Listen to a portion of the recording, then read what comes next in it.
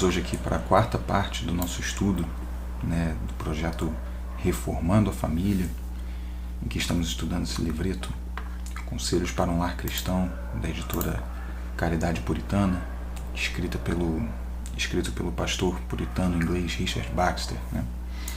O capítulo de número 4, que nós vamos estudar hoje, ele tem como título Motivos Especiais para uma Educação de Filhos mais Segura e Cuidadosa. Nós vamos ver, será que o autor estava falando aqui de algo do tipo escola sem partido, que a gente tem ouvido falar por aí nos últimos anos? Será que ele está falando de uma educação, de repente, aí patrocinada pelo Estado? Será que ele está falando das escolas? O que será que o autor está querendo dizer com isso?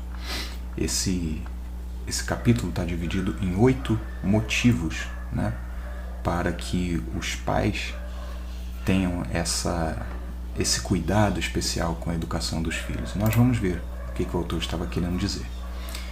Desde o primeiro motivo, onde são apresentadas algumas ideias aqui do autor, que mostram o seguinte: os filhos, eles são partes dos pais. Eles são herança, são ali, se a gente for falar de maneira mais biológica, eles são uma mistura da carga genética que vem tanto do pai quanto da mãe. Então os filhos são partes dos pais e por isso precisam ser objeto do amor, precisam ser providos, precisam ser cuidados pelos pais. Ele faz, vamos fazer aqui uma citação direta do texto dele: não são cães ou quaisquer outros animais que trazeis ao mundo, mas filhos, que possuem almas imortais e, portanto, é a atenção e a educação adequadas às suas naturezas que lhes deveis. Ou seja, os pais devem aos filhos, por conta dessas características, deles serem suas partes e deles não serem como bichos. Enfim, eles merecem a atenção e a educação adequadas, a verdadeira natureza, a dignidade humana inerente a cada ser humano. Você não pode ter uma visão, digamos assim, altruísta do mundo exterior, das pessoas que estão lá fora, e esquecer da natureza humana dos filhos que estão aí debaixo do seu teto, que precisam da sua atenção, da sua educação, precisam por serem parte de você. E aqui ele está falando aos pais o seguinte, aos pais no plural, no sentido de pais e mães, daqueles que têm autoridade sobre os filhos. Está tratando sobre a responsabilidade, porque ele vai falar o seguinte: sem a ajuda dos pais, sem o auxílio, eles podem aprender alguns instintos naturais, podem ter aí algum aprendizado por conta gerado pela natureza, pelo instinto, mas cabe aos pais ensiná-los coisas mais grandiosas. E aí ele vai esmiuçar essa ideia ao longo do texto também. A gente resume da seguinte maneira: naturalmente, digamos assim, largados à própria sorte, os filhos são como todo ser humano, são miseráveis. Existe uma ideia aí iluminista e pré-iluminista, talvez, de que o ser humano, digamos assim, na figura do selvagem, daquele que vive na tribo, é uma figura intocada, pura, que não tem a malícia e o pecado. E isso é uma ideia completamente avessa, completamente contrária à palavra de Deus, em que o apóstolo Paulo, por exemplo, afirma claramente que todos pecaram e carecem da glória de Deus. Nós nascemos já em pecado. E Richard Baxter está explicando isso. Os filhos são miseráveis como todo ser humano. Existe uma herança de alegria, mas essa herança deve ser buscada. Existe uma eternidade preparada para todo aquele que se arrepende do seu estado de miséria, de pecado, mas as pessoas precisam ser ensinadas de alguma maneira a buscarem essa herança, a buscar o arrependimento para que elas sejam agraciadas com essa bênção eterna. Então, olha a importância, olha a responsabilidade da educação. E nós não estamos falando aqui de uma educação formal, de uma educação, digamos aí, de escola, faculdade. A educação seria no ensino para a salvação. Olha a responsabilidade dos pais para com os filhos. Richard Baxter fala o seguinte: ajudai-os a conhecer a Deus e a serem salvos. Fazeis por eles mais do que se os ajudasseis a serem senhores e príncipes. Richard Baxter está mostrando a excelência do ensino para a salvação, do ensino das coisas de Deus. Ensinar aos filhos sobre o seu estado de miséria e direcioná-los a uma vida de santidade, de arrependimento, de que eles tenham desenvolvida, verdadeira fé em seus corações. Esse caminho é infinitamente melhor do que você se preocupar apenas com bens materiais, apenas com o status social, apenas com as riquezas que os seus filhos podem vir a angariar aqui nessa terra. Esse é o argumento central desse primeiro motivo de Richard Baxter, E nós concluímos da seguinte maneira: os pais devem se empenhar em preparar as almas dos filhos para a herança celestial. Aquela ideia de que você vai se arrepender no final da sua vida e depois vai desfrutar da eternidade com Deus, tome cuidado. Uma ideia que pode ser, com certeza, é uma mentalidade destrutiva essa. É uma ideia que pode levar muitos a estarem naquele estado, de dizer Senhor, Senhor, mas ouvir do Senhor, dos senhores, do Rei dos Reis, não vos conheço. Por quê? Ao longo de toda uma vida não houve empenho para conhecer, para se preparar para a herança celestial, para viver como buscaremos, como viveremos na eternidade. Isso precisa ser buscado agora. E a responsabilidade dos pais é ensinar isso para os filhos, preparar as almas dos filhos. Vamos para o segundo motivo de ter uma educação cuidadosa com os filhos. Deus é o Senhor e dono dos vossos filhos, tanto pelo direito da criação quanto pela redenção. O direito que Deus tem sobre nós é duplo, E nós vemos isso na relação de pais e filhos. Então ele ensina o seguinte: é justo entregar os filhos a Deus, educá-los para Deus. Olha o exemplo de Ana para com Samuel. Ela pediu um filho a Deus, mas o filho foi entregue. O filho foi dedicado inteiramente, a partir do momento em que ele cresceu, se desenvolveu um pouco, ele foi dedicado ao Senhor. Talvez o que Richard Baxter esteja dizendo não seja uma entrega literal, integral, como foi com Samuel, mas que espiritualmente os filhos sejam entregues, sejam educados para Deus, sejam dados a Deus, consagrados, e sejam ensinados nos caminhos do Senhor, desde a sua mais tenra infância. Se os pais não fazem isso, eles estão se omitindo. Baxter argumenta dessa maneira e ele vai falar o seguinte, que essa omissão ela equivale a roubar a Deus suas próprias criaturas. Porque já vimos anteriormente aqui, Deus é o Senhor e dono pelo direito de criação e pela redenção. Roubar a Deus das suas próprias criaturas e roubar de Cristo aqueles por quem ele morreu. E isto para quê? Isto para entregá-los ao diabo, o inimigo de Deus e deles próprios.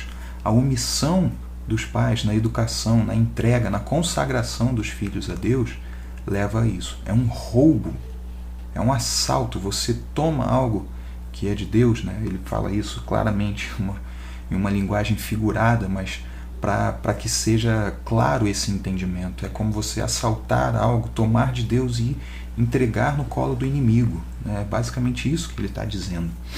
E nós concluímos dizendo que quando não existe esse cuidado na educação dos filhos para a salvação, esse roubo é praticamente uma venda, um comércio espiritual que vai gerar como consequência para os filhos exatamente isso que temos aqui nesse último tópico. A escravidão e tormentos, não somente aqui nas suas vidas, mas potencialmente para toda a eternidade. Nenhum pai quer ter o peso dessa responsabilidade sobre si. Qual é a alternativa? Dedicar os filhos ao Senhor, educá-los nos caminhos do Senhor. Terceiro motivo, ele vai tratar da questão do batismo.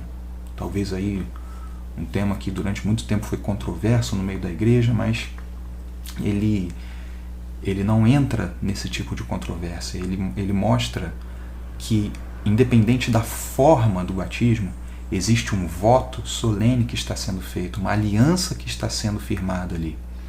E essa aliança, esse voto, né, são símbolos de que a vida daquela criança que está sendo batizada, que está sendo ali, né, apresentada, fazendo parte dessa aliança, é o símbolo de que essa vida deve ser vivida totalmente para Deus.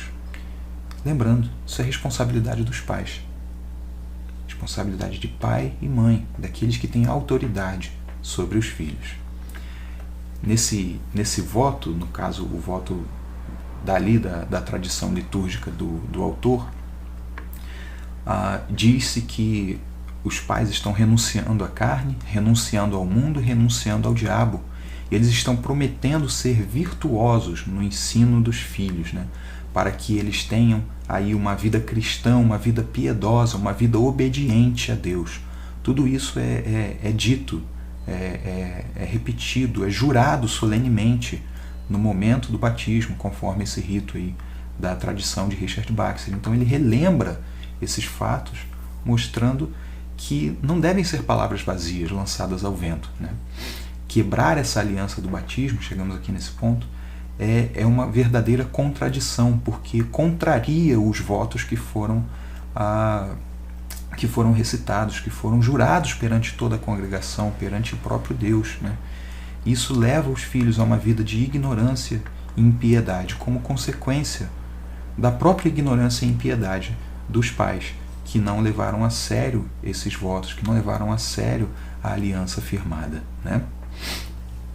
Ele escreve o seguinte: consolentemente vós mesmos os comprometestes em um voto a Deus para viverem uma vida mortificada e santa. Acaso fareis isso tão solenemente em um momento, e logo depois, por toda a vida deles, vos empenhareis em destruir? Ele está tratando justamente dessa contradição que já mencionamos anteriormente. A promessa, o voto feito ao Senhor, é uma coisa muito séria. A aliança que Deus fez com o seu povo é algo sério. Não pode ser levado, não pode ser tratado de maneira leviana. Então, existe aí uma grande responsabilidade, e Baxter está chamando pais e mães a viverem de acordo com essa grande responsabilidade. Motivo de número 4, meus irmãos, para considerar uma educação cuidadosa dos filhos. A educação tem um grande poder para o restante de suas vidas. Ao longo do texto, ele vai mostrar em diversos momentos a ideia aí de raízes. Ele compara a educação dada aos filhos com raízes que são firmadas nos corações deles, né? E ele explica que por causa da depravação do ser humano, que já mencionamos anteriormente, uma educação ruim, uma educação descuidada, né, costuma ser mais bem-sucedida em tornar os filhos maus. Então, a má educação costuma ter mais sucesso. Por quê? Porque o ser humano ele vive em um estado de depravação, um estado caído, né? E ele diz o seguinte: a boa educação é o melhor caminho, é o caminho mais seguro para evitar a necessidade de se ter que abandonar vícios e pecados durante a vida adulta. O que ele está dizendo aqui, para a gente traduzir em bom português e não restar dúvida alguma? Olha, a tendência natural do ser humano, a tendência natural do filho é ser mau, é viver uma vida depravada, é viver uma vida ímpia. Se você dá uma educação ruim, ajuda ainda mais nesse caminho natural. Se você dá uma boa educação, essa é a melhor esperança para escapar de uma vida de maldade, de uma vida de impiedade. Para que a criança não tenha que viver uma vida adulta lutando contra os pecados, lutando contra os vícios. É de pequeno que se educa, é de pequeno que se ensina, para que a criança cresça e siga, desde pequena, nos bons caminhos do Senhor. Ele fala o seguinte: os costumes e hábitos, os quais aprendem a princípio, dificilmente mudam depois. Como isso é sério, meus irmãos. Como a gente já mencionou aqui em um estudo anterior, a criança aprende desde pequena, a criança tem capacidade de entender as coisas. Os filhos estão sempre de olho. Então, os costumes, os hábitos que eles aprendem, eles ficam arraigados. tanto os hábitos bons quanto os hábitos ruins, irmãos. Não tenho receio em afirmar que uma educação piedosa é o meio primordial e comum designado por Deus para produzir a fé genuína nos filhos dos crentes. Olha a importância aqui. Estamos falando da educação para a salvação, a educação que os filhos cristãos, que os pais cristãos dão a seus filhos. Richard Baxter, esse grande pastor puritano inglês, ele diz expressamente que ele está convencido de que a educação no lar é o meio primordial e é o meio comum, designado, ordenado por Deus para que as crianças tenham a fé genuína, plantada e germinando e crescendo nos seus corações. É através da educação em casa, meus irmãos. Não terceirizem essa tarefa para a igreja, muito menos não terceirizem essa tarefa para a escola, para outras pessoas, para um pastor, para um professor, para um amigo, para um avô, para uma avó. A responsabilidade é dos pais. E é dos pais que eles recebem, os pais a quem receberam esse desígnio de Deus para produzir o bem mais precioso, como o apóstolo Pedro chama, a fé preciosa. Os seus filhos serão abençoados ricamente com o bem mais precioso que o ser humano pode almejar ter, que é a fé, através da sua educação, através da educação dada por seu pai, por sua mãe.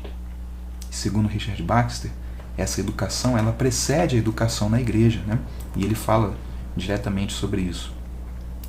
Deus designa, quer dizer, ordena, que os pais ensinem diligentemente seus filhos a doutrina de sua santa palavra, antes que eles venham à administração pública. A gente está falando aqui de uma época onde não existia a ideia, por exemplo, do culto infantil, né? Que a gente vê muitas vezes o trabalho do departamento infantil, onde há uma pregação, onde há uma linguagem trabalhada, voltada especificamente para as crianças. A gente está falando, inclusive, antes da existência da escola dominical. Então, o que se vê aqui é que havia uma necessidade ainda maior de que a educação começasse no lar, antes da educação na igreja. Mas ainda hoje, mesmo com esses desenvolvimentos eclesiásticos que a gente tem à nossa disposição aí, a responsabilidade continua sendo primordial de pai e de mãe. Se os pais negam aos filhos essa primeira educação, eles estarão em desvantagem, e isso espiritualmente falando, para toda a vida. É assim que Richard Baxter basicamente encerra esse motivo de número 4. Mais uma vez, fazendo um grande chamado, um grande apelo à responsabilidade. O quinto motivo para a educação cuidadosa dos filhos é um motivo um tanto quanto extenso, mas são sentenças diretas que a gente consegue resumir. E o autor está falando aqui sobre as vantagens que os pais têm sobre todas as demais pessoas, sobre todo o restante da sociedade, sobre seus amigos, sobre os companheiros da congregação, sobre os ministros do evangelho, enfim, mostrando aqui as vantagens que os pais possuem para educar corretamente os filhos, né? Então são 2 slides aqui, são sentenças mais diretas, nós não vamos nos demorar muito. Então estaremos tratando aqui de basicamente, creio que são 12 vantagens que Richard Baxter lista aqui, né? A primeira vantagem que os pais têm sobre todas as outras pessoas para a educação dos filhos.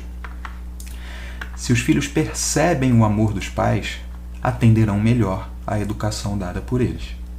O contraponto disso está na segunda vantagem. O amor deles, né, dos filhos, para convosco, para com os pais, é um grande preparativo para o vosso sucesso. Ele está dizendo aqui, se não há dúvidas do amor, então não há tantas barreiras como com relação às outras pessoas. Então, tanto o amor dos pais para com os filhos, que gera um amor dos filhos para com os pais, é aí um meio para abrir as portas para o sucesso de uma educação. Aqui Terceira vantagem: os pais são aqueles que causam as primeiras impressões nos filhos. Antes dos filhos serem expostos ao mundo, expostos à maldade que está ali em todos os lugares, permeando a vida de toda a sociedade, antes de ter esse contato, eles têm contato direto, intenso, com os pais. Então isso é uma grande vantagem dos pais, certo? Olha a quarta vantagem aqui. A questão da dependência. Os filhos dependem inteiramente dos pais para seu sustento e subsistência. Isso tem a ver com o amor dos pais para com os filhos, dos filhos para com os pais, e também pela, digamos assim, pela questão do interesse. Talvez a gente possa falar dessa maneira, né? Então, os filhos sabem, eles entendem que dependem dos pais. Então, por isso, eles precisam, até mesmo talvez por um interesse quase egoísta, para garantir seu sustento e subsistência, os pais podem usar de fato essa questão para ajudar, auxiliar na educação dos filhos, né? Essa é uma vantagem, como Richard Baxter está listando. Quinta vantagem: a autoridade dos pais sobre os filhos é inquestionável, acima de qualquer discussão. Infelizmente, vivemos uma época em que essa vantagem estão tentando, derrubar essa vantagem, colocar aí diversos outros agentes como iguais em autoridade ou até superiores em autoridade, seja o Estado, seja a escola, seja, enfim, a ciência social da moda que estiver tratando aí sobre esse assunto. Mas a realidade, desde o tempo de Richard Baxter, mas que não começou lá, começou na realidade no Éden, é que a autoridade dos pais sobre os filhos, ela não se questiona. É uma autoridade que está acima de qualquer discussão, mesmo que tentem, reverter esse caso. Sexta vantagem: os pais possuem o poder da vara para a correção, e a correção amorosa. Vou ler aqui o texto indicado pelo autor. A insensatez está ligada ao coração de uma criança, mas a vara da correção a afastará dela. A vara da correção, ela tem o propósito de afastar a criança, de afastar o filho da insensatez. A correção precisa ser feita, precisa ser exercida de maneira amorosa, assim como todos os aspectos da educação, como temos visto aqui nos estudos anteriores, irmãos. Sétima vantagem: os pais são aqueles que melhor conhecem os filhos, aqueles que mais têm contato e têm condições de conhecer exatamente o que se passa, entender, compreender o que está acontecendo com os filhos, quais são as suas necessidades, quais os melhores, digamos assim, planos de ação, estratégias de educação. Oitava vantagem é que justamente por isso, por conhecerem bem, por passarem mais tempo com os filhos, podem observar mais diretamente as suas falhas e buscar corrigi-las, Estão bastante relacionadas essas vantagens aqui. Vantagem de número 9 é que os pais têm a oportunidade de falar em uma linguagem mais familiar, um linguajar que seja mais fácil de compreender para os filhos do que a ministração do culto público. Lembrando do que já falamos anteriormente. Isso daqui é o século XVII, não existia a ideia do culto adaptado à linguagem infantil, não existia a escola dominical propriamente dita ainda.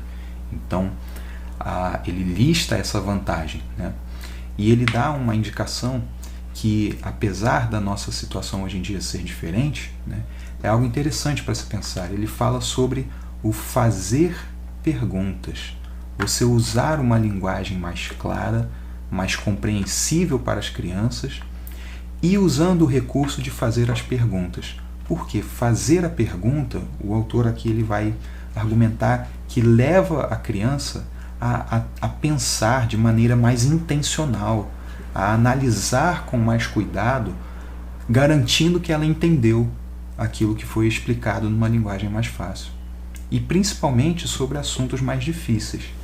Lembra que a gente já mencionou tantas vezes aqui que a criança ela não pode ser subestimada? A criança é capaz de entender.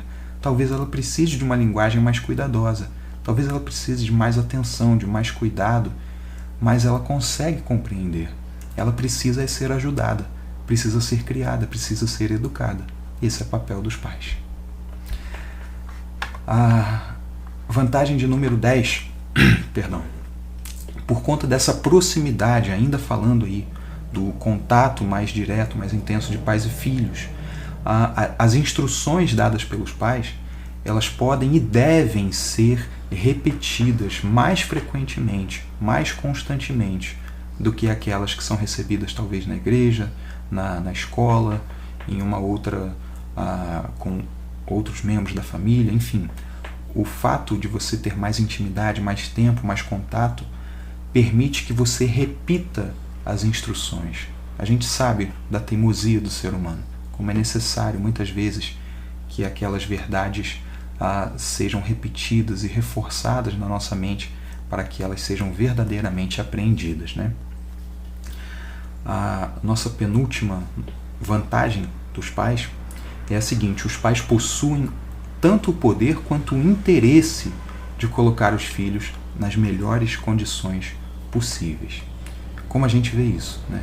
Os pais que se sacrificam, é uma paternidade e maternidade sacrificial que faz tudo pelo bem dos filhos, buscam remover aqueles entraves, os obstáculos que impedem o desenvolvimento.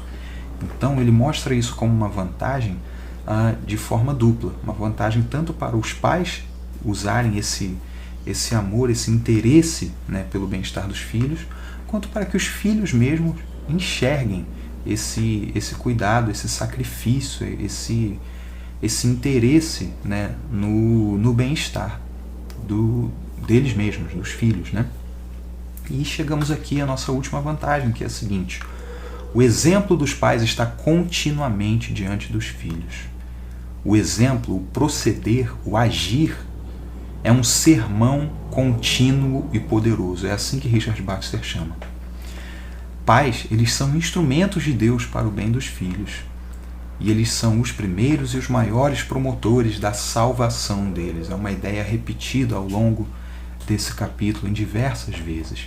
Ele lista isso como uma vantagem, porque os pais têm a chance, o potencial de fazer, de pregar um sermão vivo, continuamente, de maneira poderosa, de maneira que influencia grandemente aqueles que têm contato sempre com eles.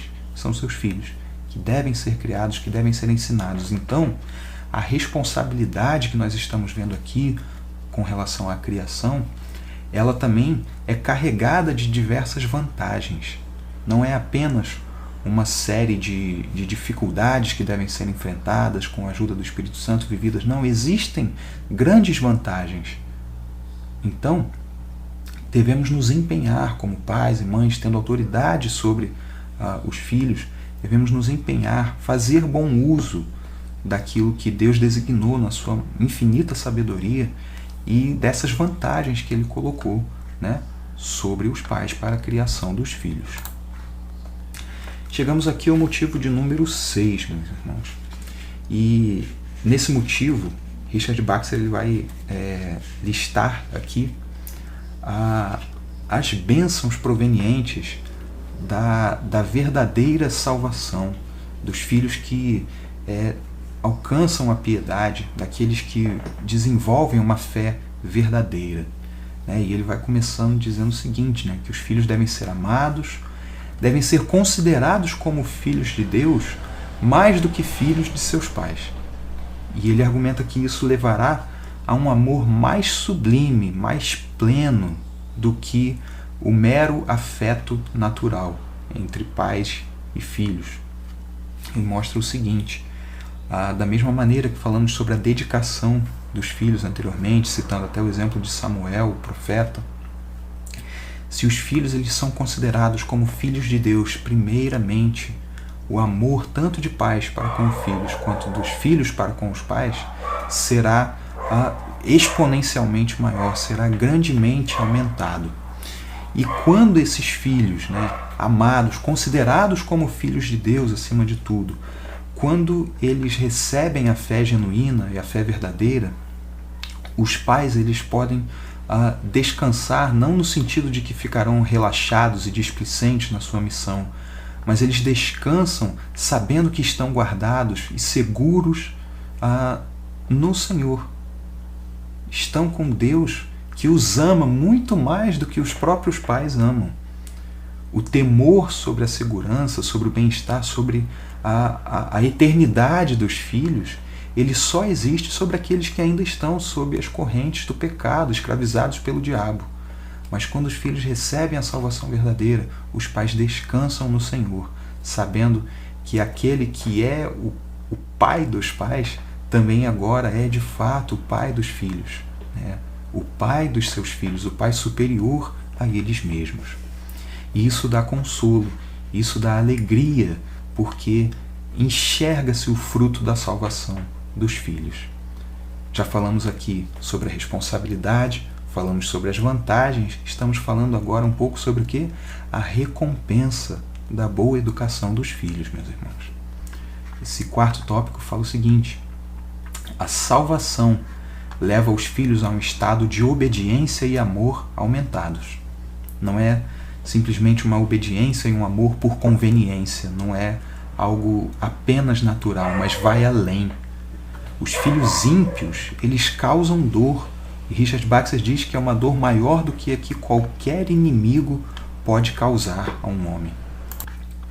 Ele escreve o seguinte: que tamanha alegria é essa para um pai consciente e crente que toma as misericórdias de seus filhos como suas próprias. Depois ele fala o seguinte: um filho cheio da graça pode orar por vós, orar convosco e ser uma bênção para a vossa casa. Mas ele apresenta a contraparte também. Enquanto um filho ímpio é mais capaz de amaldiçoar e de provar-se uma maldição àqueles com quem vive. Então é interessante até a estrutura que ele usa, porque ele está falando aqui das recompensas, mas ele não deixa de lembrar como é importante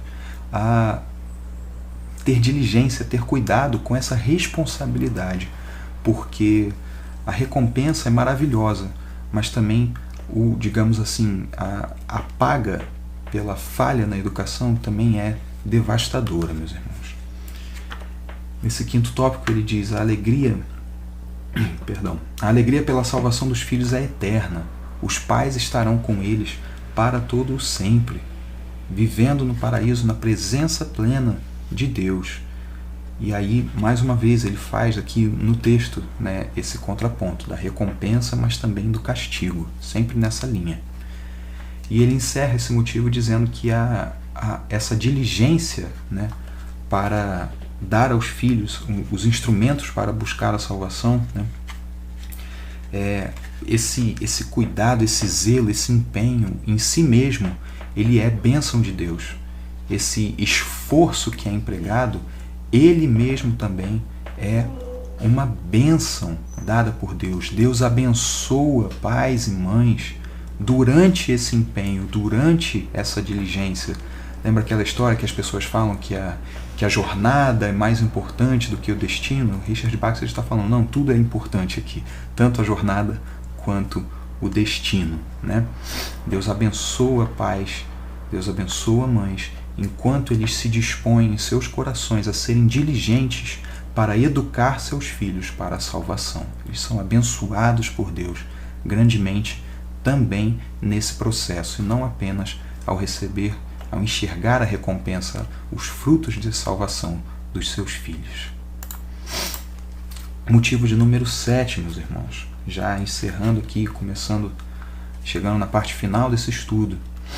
Lemos o seguinte, palavras de Baxter: lembrai-vos de que a miséria e o pecado original de vossos filhos são por vossa responsabilidade. Já mencionamos aqui sobre essa visão de Baxter, né? Ele diz o seguinte: portanto, em justiça, vós que os perdestes, sois obrigados a fazer o melhor para os salvar. E aí ele está comparando continuando aqui o texto, né? Ele faz essa comparação da depravação total com a transmissão de uma doença infecciosa, a lepra, né?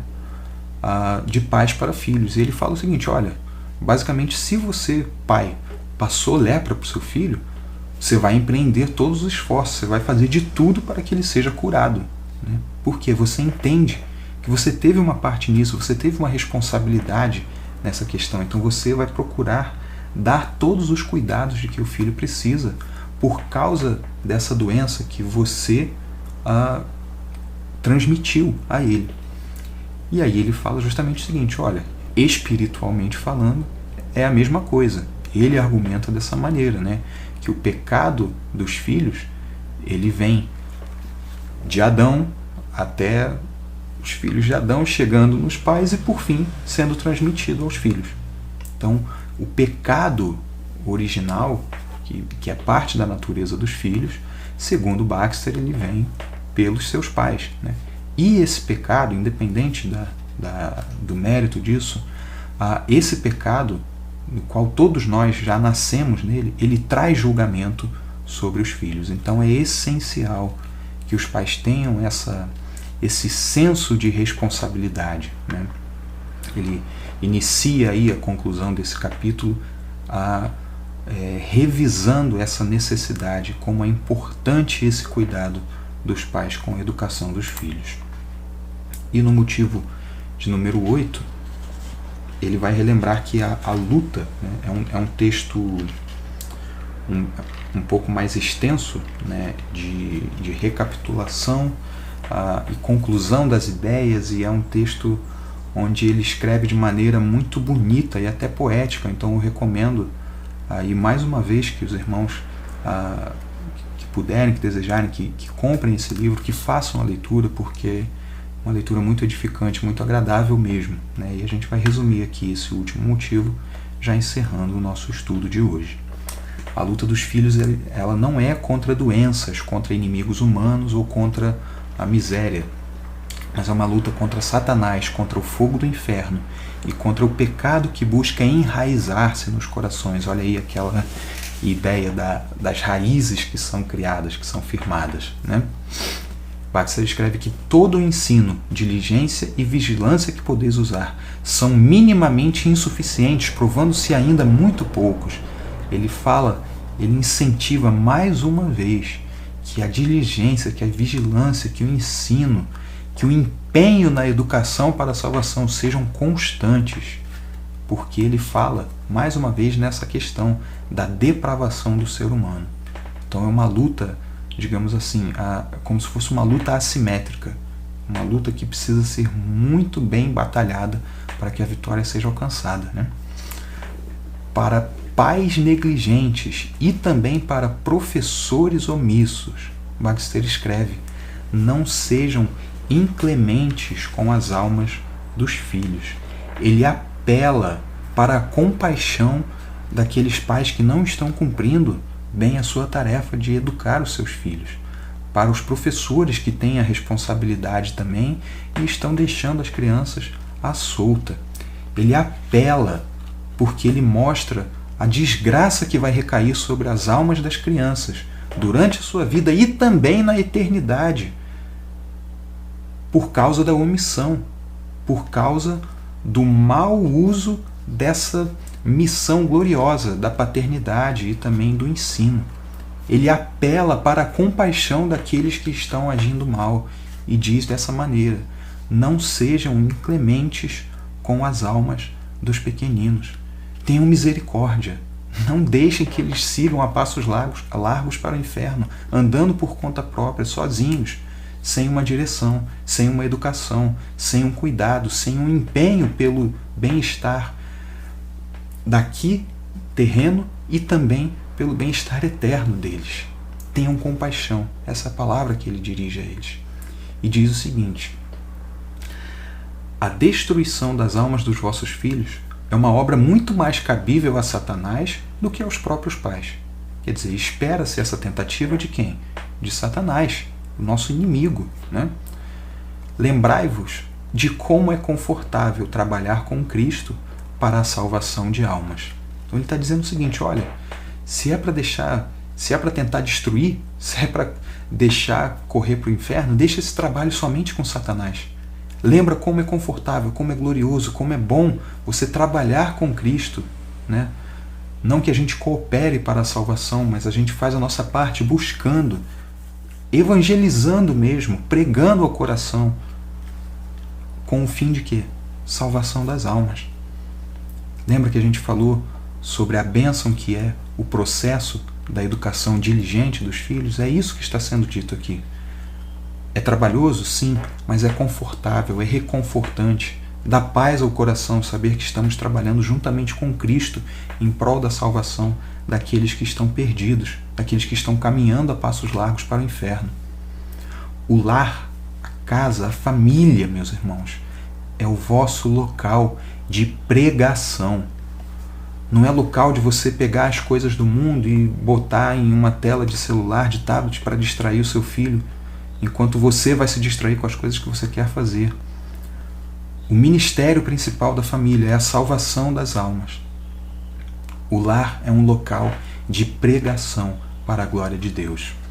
E Baxter vai ilustrar o seguinte: se um governo, fizesse a tirania de proibir a educação no lar, proibisse a pregação para as crianças, todo mundo haveria com certeza de se rebelar contra isso e a protestar. Mas ele diz que mesmo sem existir essa proibição, muitas famílias negligenciam o ensino. E ele denuncia essa hipocrisia, essa parcialidade e essa impiedade. E mais uma vez, de maneira poética, de maneira lindíssima, muito bem escrita inclusive, Baxter ele vai apelar para que tenham clemência, para que não sejam inclementes com as almas dos filhos. Que esse estudo nos abençoe, que esse estudo nos ajude, nos impulsione a esse movimento tão necessário, tão importante, de reforma das nossas famílias. Temos falado aqui, a reforma da sociedade, ela começa na reforma da igreja. A reforma da igreja começa na reforma da família, que é um reflexo da reforma dos indivíduos. Então que Deus possa, nesse período que a gente está vivendo, transformar os nossos corações, transformar os nossos lares, nossas igrejas e, enfim, a nossa sociedade, para a honra e glória do nosso Senhor Jesus Cristo.